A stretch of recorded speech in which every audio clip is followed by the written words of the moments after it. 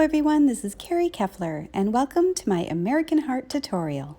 In today's tutorial, I will be using my favorite tool, the bent steel rake, and a straight edge razor, my trusty little handheld marver, and a pair of tweezers for pulling stringer.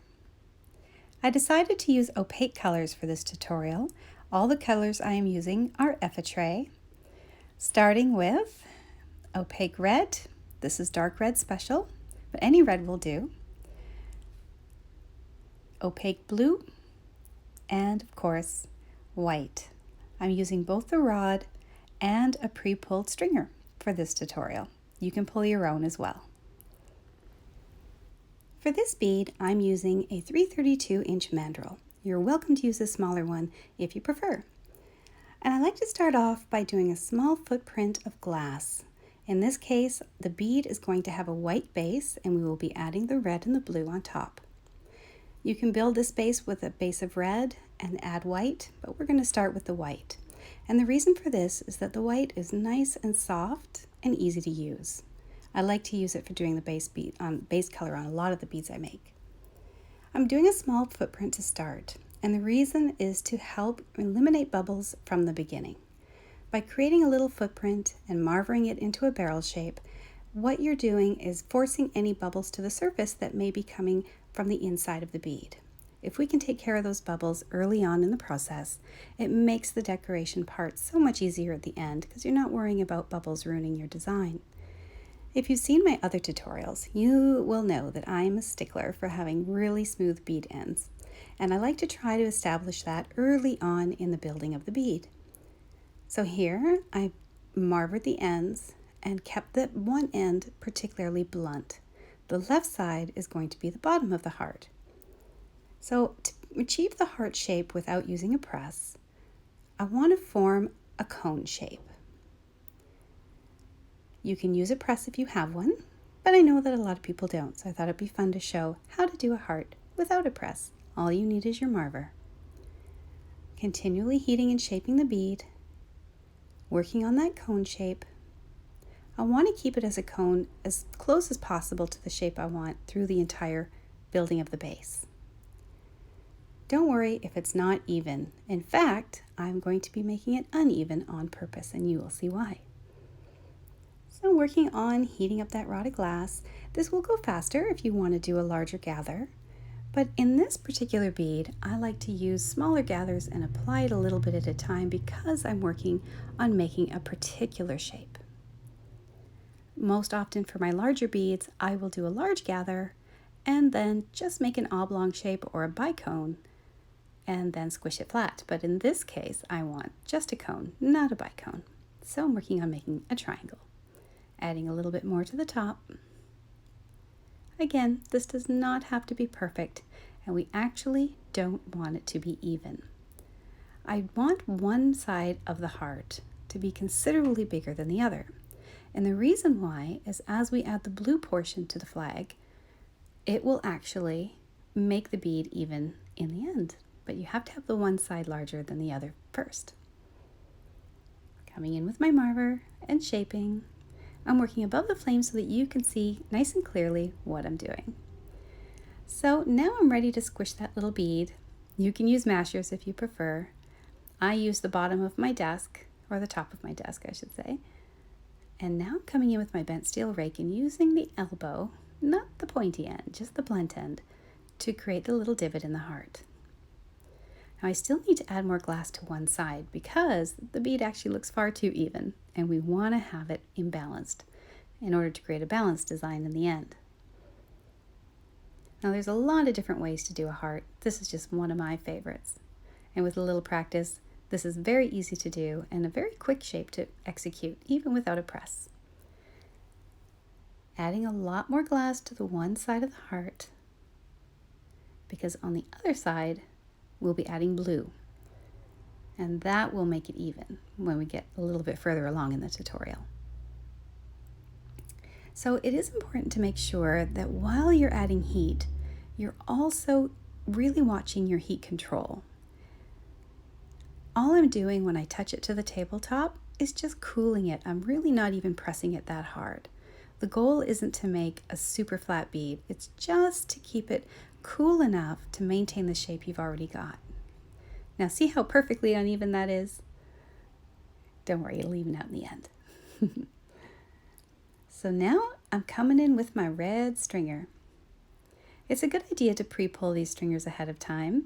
You can buy commercially made stringers or you can pull them yourself.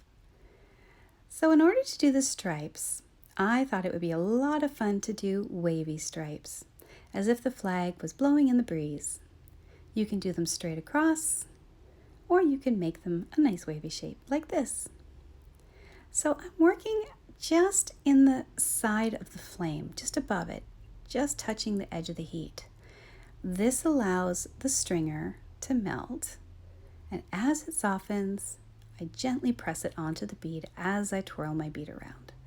This may take a little practice if you're not used to winding stringer onto a bead, and it's easier still if you use a thicker stringer rather than a thinner one.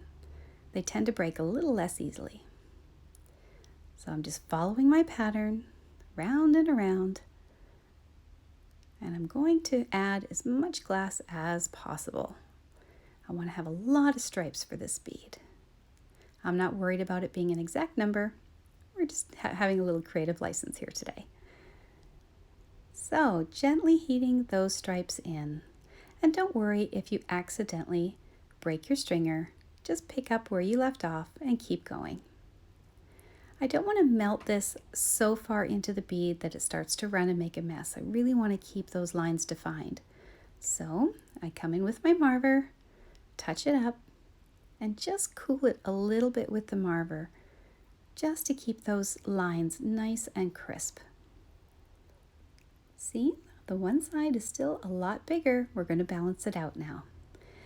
So red goes black when you heat it, so I know that these stripes look black. But once the bead is cooled and out of the kiln, you'll see they're beautifully red. I'm starting off with the blue, and I'm working straight off my main rod. You're welcome to use a stringer if you prefer.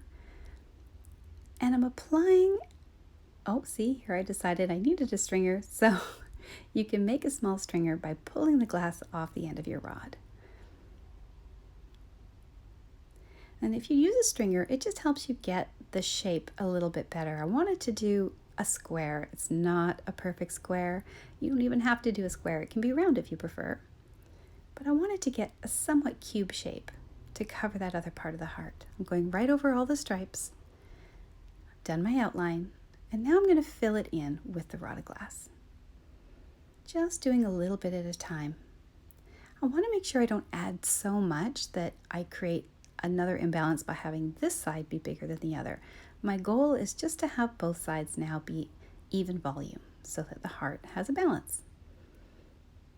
And again, a little creative license is required, and you can certainly keep the shape of the heart with one side bigger than the other if you prefer and make it more whimsical that way. I'm just going to go for a little bit more balance in this particular tutorial. Adding a little more glass, making sure that all the little areas of red and white are covered. I'm just also flicking those little bits of glass off the end of my mandrel that may be there after pulling that little stringer. And the reason why you want to flick those off every so often is so that they don't break off in the flame and then reattach themselves to the bead, which can sometimes happen. And then you have a bit of a mess. So now I'm coming in with my razor tool and keeping those straight lines nice and crisp. This is where it's really important to keep the glass from melting flat into the bead right away. You want to leave that blue color raised up a little bit above the surface of the bead. That allows you to come in with the razor tool and define your edges a little more nicely. Give that just a little bit of a press. And after you press, it's also really important to make sure that you evenly heat the bead on both sides. You don't want to have a little crack there from thermal shock because you've cooled it too quickly and forgot to reheat it. Well, it's coming along. Can you see how both sides of the heart are now a little more even? That's why it's important to have the one side bigger to start. And all I'm doing to keep this heart shape is using my handheld marver, very gently just playing with the shape, doing some gentle marvering,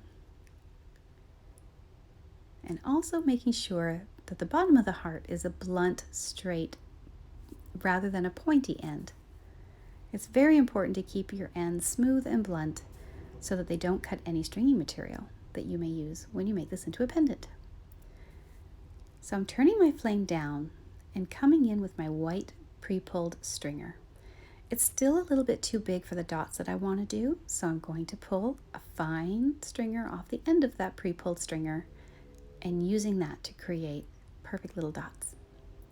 Now, if you have some Star Marini, those would be fabulous with this bead, but in this case, just for simplicity, I'm going to use dots. I'm taking my time and trying to keep them as spaced evenly as possible. They don't have to be perfect, and it doesn't really matter for this particular bead how many dots you do. It's entirely up to you. I just want to make sure that they're evenly applied over the side of the bead. I need a little more stringer. I also want to remove those little bits of glass on the end of my mandrel. They're not fun if they stick to your bead accidentally when they pop off the end, so it's best to get rid of them early. Now you'll notice as I'm adding these dots, I'm not really melting them all the way flush with the bead just yet. I want to keep them raised up so that I can accurately assess the size of the dots as I'm applying them. If you melt them in and then apply glass for the next dot, it's kind of hard to see exactly how big the second dot's going to be. So if you keep them all slightly raised, when you do melt them in, they'll be much more even in size. Just going back to front. I'm doing this to keep those dots balanced, but also to keep my bead warm on both sides. It's so easy to get caught up decorating one side of the bead that you forget about the other side, and then oops, your bead might crack. So always go from back to front. We're almost there. Adding a few more dots. Oh, I love the way this is working out. I think that making the stripes a little bit wavy really added some extra charm to this bead. I did a couple renditions before I decided to choose this one. And the earlier ones I did had the stripes going a little more straight. And the bead was cute, but not as cute as this one. I like the wavy lines the best. Getting rid of that little glass off the end. And now heating it up a little bit at a time, ever so slowly. I want to make sure that I melt them in evenly. Back to front. I want to make sure that I don't overheat the bead as well. I don't want my colors to run. I want them to stay nice and crisp. And I want to maintain the heart shape. If you're not careful with your heat, it's really easy to lose your shape. White is such a soft glass and very responsive to heat, so it can lose its shape very easily if you're not careful. Well, we're almost done. I hope you've enjoyed this tutorial and that you have a wonderful 4th of July. Please leave me a comment, let me know what you think. If you've enjoyed it, please click that like button and subscribe to my channel. I absolutely love making these videos for you, and it helps me so much to hear what you think and get your feedback. Just giving this a little more heat. Take your time, touch it up where it needs it. It's also helpful to come in with the razor tool and just accentuate the center of the heart. This is going to make such a fun pendant, and yes, I'm going to wear it on the 4th of July. A little more touch-ups. So I do hope you give this bead a try. I would love to see your results. Please be sure to post some pictures either in one of the Facebook threads or here on YouTube. It'd be so great to see what you create. And there you have it. Thank you so much for joining me today. I hope you give this bead a try and that you'll tune in for my next tutorial. Thank you so much for watching. See you next time.